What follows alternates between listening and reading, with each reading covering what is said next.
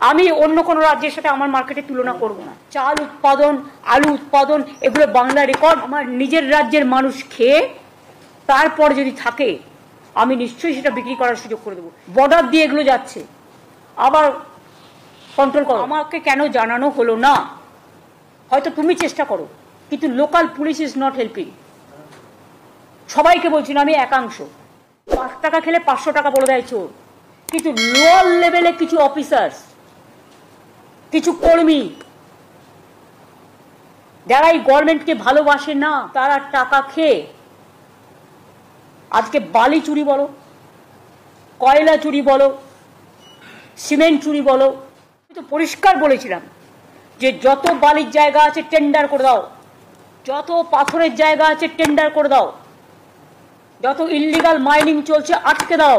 CISF টাকা খেলেও আমাদের লোকেদের ধরবার অধিকার আছে। চুরি হলো যখন বলবে কয়লা চুরি করছে তৃণমূল কংগ্রেস, আর চুরি করবে সিআইএসএফ টাকা খেয়ে বা পুলিশের একাংশ টাকা খেয়ে, আমি এটা টলারেট করব না। কেউ কেউ ভাবে একে ম্যানেজ করি, ওকে ম্যানেজ করি, নিয়ে এক্সটর্শন করি, তারা বাঁচাবে। কেউ বাঁচাবে না, আমি তো বাঁচাবো না। আমি অন্য কোনো রাজ্যের সাথে আমার মার্কেটে তুলনা করব না। It depends on state to state. সব জায়গায় দাম বেড়েছে বলে আমাকেও দাম বাড়াতে হবে, তার কোনো মানে নেই। আমার এখানে হচ্ছে শস্য শ্যামলা বাংলা, ধনধান্যে পুষ্পে ভরা। চাল উৎপাদন, আলু উৎপাদন, এগুলো বাংলা রেকর্ড হিসেবে কাজ করে। আমি সেখানে অন্য রাজ্যকে বাড়তে দেবো, আমার জিনিস দিয়ে সাপ্লাই করে দেবো, আর আমার নিজের রাজ্যে দাম বাড়াবো? এই যুক্তি হতে পারে না।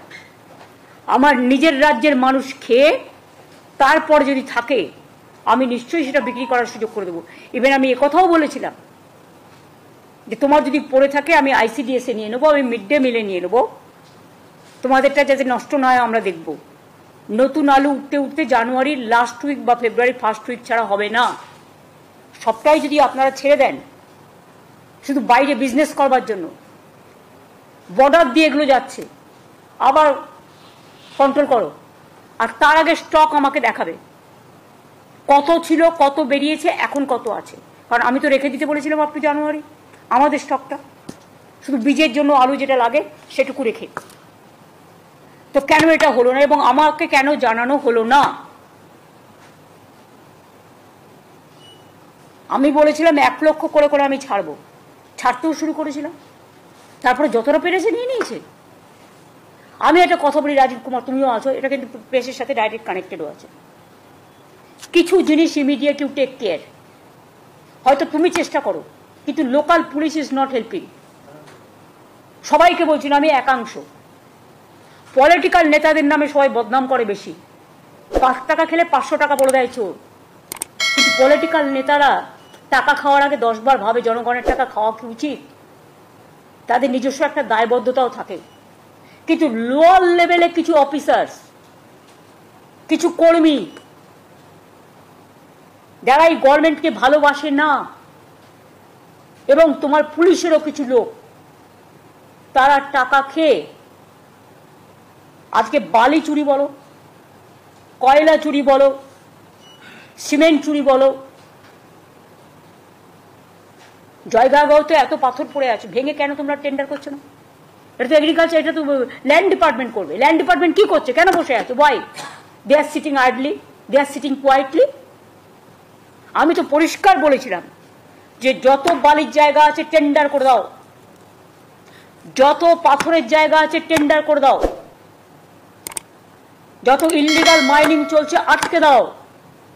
সিআইএসএফ টাকা খেলেও আমাদের লোকেদের ধরবার অধিকার আছে, এটা মাথায় রাখো। কারণ চুরি হলো যখন বলবে কয়লা চুরি করছে তৃণমূল কংগ্রেস, আর চুরি করবে সিআইএসএফ টাকা খেয়ে বা পুলিশের একাংশ টাকা খেয়ে, আমি এটা টলারেট করব না। যদি কোনো রাজনৈতিক দলের লোক হয় তার কলার চেপে ধরো, তাকে আইনের পেছে ধরো, আইনত জেলে পাঠাও। এখানে কোনো এক্সকিউজ আমি চাই না। আমার দরকার নেই 1 পয়সাও। বারবার আমি বলি, আমার প্রয়োজনে আমি দলের নির্বাচন করবার জন্য আমি লোকের কাছে আঁচল পেতে টাকা নেব। আজ পর্যন্ত বলতে পারবে না আমি কোনো গভর্নমেন্টের কাজে বা কারো কাছ থেকে আমি 1 পয়সা নিয়েছি, কোনো কারণে। অন্য কেউ যদি নিয়ে থাকে তুমি ছাড়বে কেন? কেন ছাড়বে? একই আইন, law must be applied to each and every individual together. There should not be any discrimination. কেউ কেউ ভাবে একে ম্যানেজ করি, ওকে ম্যানেজ করি, নিয়ে এক্সটর্শন করি, তারা বাঁচাবে। কেউ বাঁচাবে না, আমি তো বাঁচাবো না। আমার কাছে কোথাও না কোথাও থেকে তো খবর আসবেই।